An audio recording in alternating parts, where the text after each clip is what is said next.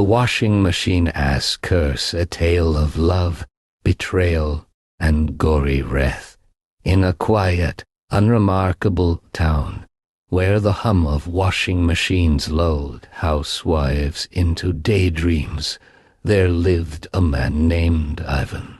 A simple soul, he worked by day and slept by night, trusting his wife, the fair Alyona, with all his heart. Little did he know that beneath her tender smiles lurked a serpent-ass deceit. For months she had been meeting a man, a repairman, a mender of broken things. His hands, rough from labor, knew the secrets of every machine in town, and soon they knew Alyona too. Their sinful union began with whispers over a faulty spin cycle, then grew into something far darker. One evening, as Ivan snored in his chair, the repairman crept in with a rope and a grin. Alyona watched, her lips trembling not with fear, but with wicked excitement. The deed was quick. Ivan's eyes bulged, his legs kicked, and then stillness. But the horror had only begun. With butcher-ass precision, they carved him apart limb from limb, organ from organ, wrapping each piece in blood-slick plastic. The old washing machine, Ivan's trusted servant, now became his coffin.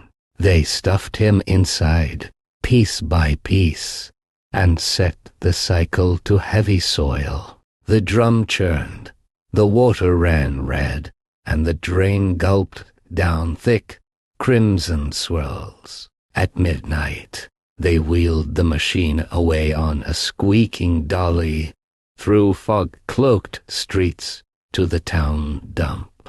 As they tipped it over the edge of the ravine, Alyona swore she heard a final, gurgling groan not from the machine, but from inside it. The next day, the repairman returned to fix a neighbor's washer. As he leaned in, the machine roared to life without being plugged in and dragged him in, crushing him limb from limb. Alyona, hearing the news, laughed hysterically until her own washing machine locked shut with her hands inside. They say if you listen closely at night, near the dump, you can still hear it, the thump, thump-tee. The washing machine ass curse. Part E, a vengeful cycle. The townsfolk whispered of Alyona's fate, how they found her half swallowed by the machine. Her arms twisted like wrung-out rags. Her mouth stretched in a scream that never reached the air.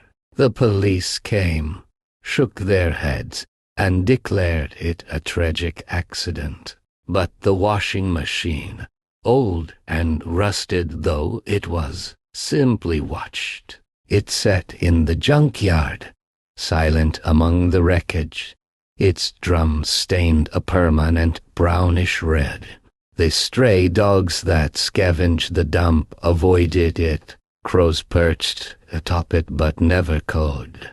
And sometimes, when the moon hung bloated and low, the machine would hum a sound like a man choking on his own blood. Then came the new owners, a young couple, Dmitri and Larissa, bought the machine for a pittance, desperate to save money. The junkyard dealer warned them this one ass got a history, but they left, loading it into their cramped apartment. That night, as Larissa stuffed in a load of laundry, she paused. He drum smelled faintly of copper. Dmitri, ever the skeptic, kicked the machine. Just old, he scoffed. But at midnight, The apartment filled with the sound of sloshing water, though no one had turned it on. The dial spun wildly, clicking past delicate cotton, landing on bloodstains. The lock engaged with a click. Larissa screamed as the machine lurched forward, its door yawning open like a mouth. From within came a wet, squelching noise, something alive in there. Dmitri grabbed a knife, stabbing at the hoses, but the machine only groaned louder, spewing pinkish water across the floor. Then a hand, pale, bloated, fingers fused with shreds of fabric, it groped out of the drum. Then another, and then Ivan's face, half rotten, his jaw unhinged, his eyes milky with death. He crawled forth, his body stitched together from laundry lint and old blood, his voice a gurgle. "You shouldn't have washed me." Dimitri's knife clattered to the floor.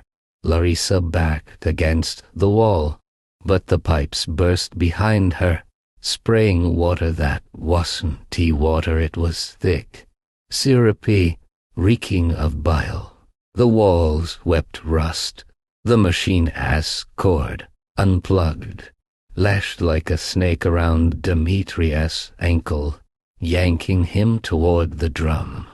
Larissa's final sight was Ivan's corpse, now fused with the repairman's remains, their limbs tangled like knotted wires, pulling her husband into the churning dark. The door slammed shut. The cycle began anew.